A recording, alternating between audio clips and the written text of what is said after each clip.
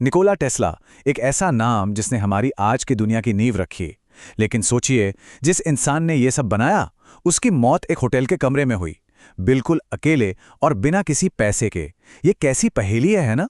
तो चलिए इस अजीब सी पहेली को थोड़ा और कुरेदते हैं। एक तरफ हैं उनके आविष्कार, एसी, बिजली, वाईफाई, रेडियो, मतलब वो टेक्नोलॉजी जो आज हमारी जिंदगी का हिस्सा है। और वहीं दूसरी तरफ एक ऐसा जीनियस जो अपने होटल का बिल चुकाने तक के पैसे नहीं रखता था। तो सवाल ये उठता है कि क्या ये सिर्फ एक बुरी किस्मत की कहानी है, या फिर जैसा कि हमारा सोर्स मटेरियल इशारा करता है, ये एक सोची समझी साजिश का नतीजा था। और यहीं पर सोर्स एक बहुत ही चौंकाने वाला पैटर्न सामने रखता है। वो ये कि निकोला टेस्ला की एक नहीं बल्कि 3 बार हत्या की गई। और यहां हम किसी शारीरिक हत्या की बात नहीं कर रहे हैं, बल्कि ये हत्या थी उनके सपनों की, उनके काम की और आखिर में उनकी विरासत की।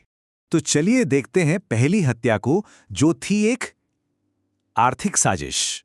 इसका मकसद था टेस्ला को उनकी ताकत और उनके संसाधनों से पूरी तरह से तोड़ देना।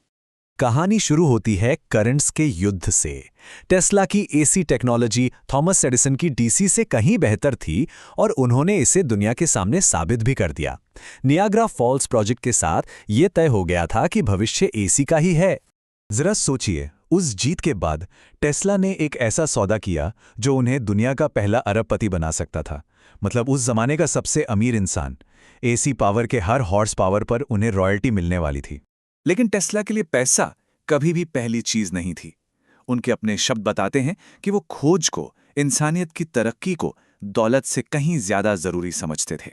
और यहीं पे टेस्ला ने एक ऐसा काम किया जो आज के जमाने में कोई सोच भी नहीं सकता।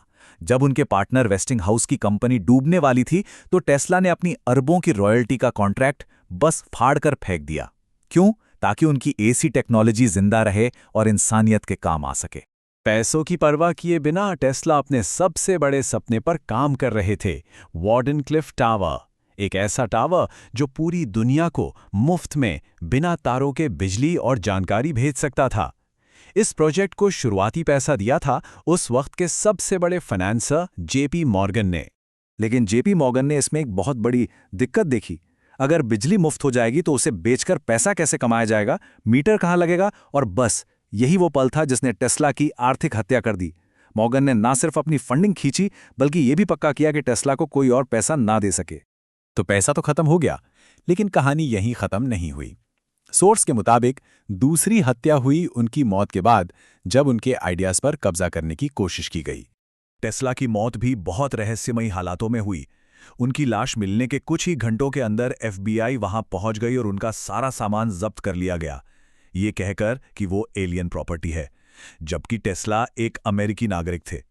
ये जो हुआ ना, ये बहुत सारे सवाल खड़े करता है। और ये कोई छोटी मोटी चीज नहीं थी।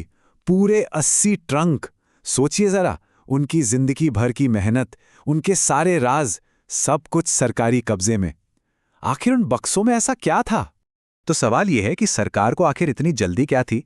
सोर्स का कहना है कि उनकी नज़र थी टेस्ला के सबसे खतरनाक माने जाने वाले आविष्कार पर, डेथ रे।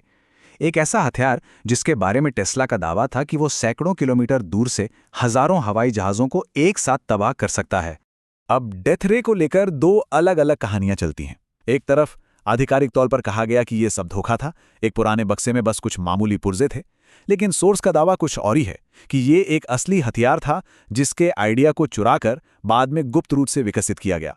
और ऐसा नहीं है कि यह दावा हवा में है। बाद में कई ऐसे सबूत सामने आए जो इशारा करते हैं कि डेथ रे शायद सच था। टेस्ला के अपने तकनीकी कागजात मिले। जांच करने वाले ने खुद माना कि टेक्नोलॉजी बहुत एडवांस थी और आज के आधुनिक हथियार भी कुछ वैसे ही सिद्धांतों पर काम करते हैं। पैसा छीन लिया, आइडियाज पर कब्जा कर लिया, लेकिन जो तीसरी और आखिरी हत्या थी, वो शायद सबसे ज्यादा दुखद थी। ये थी उनकी विरासत को, इतिहास में उनके नाम को मिटाने की कोशिश। इस स्लाइड को देखिए, फर्क साफ है। मार्कोनी, जिन्होंने रेडियो के लिए टेस्ला के ही 17 पेटेंट इस्तेमाल किए, उन्हें नोबेल प्राइज मिल गया। एडिसन को एक महान हीरो की तरह पूजा जाता है, और टेस्ला, उन्हें तो जैसे इतिहास की किताबों से गायब ही कर दिया गया।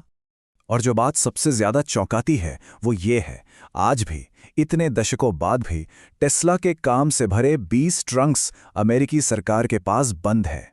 कारण राष्ट्रीय सुरक्षा। अगर उन कागजों में कुछ भी काम का नहीं था तो उन्हें आज तक क्यों छिपाया जा रहा है? तो आखिर में हम इस पूरी कहानी से क्या समझें? इसका निचोड़ क्या है? ये जो सोर्स मटेरियल है वो एक बहुत गहरी बात कहता है कि हमारा सिस्टम नई सोच को तभी बढ़ावा देता है जब वो सिस्टम के लिए फायदेमंद हो। लेकिन जब कोई आविष्कार उस सिस्टम को ही चुनौती देने लगे, जैसे मुफ्त बिजली, तो उसे दबा दिया जाता है। टेस्ला का गुनाह उनकी नाकामी नहीं बल्कि उनकी क्रांतिकारी सोच थी। लेकिन शायद टेस्ला को यह सब पता था और हम इस कहानी को उनके ही शब्दों के साथ खत्म करेंगे। वो कहते थे, आज भले ही उनका हो, लेकिन भविष्य जिसके लिए मैंने सच में काम किया है वो मेरा है। ये शब्द हमें सोचने पे मजबूर करते हैं कि हमने टेस्ला के उस भविष्य का कितना कुछ खो दिया है।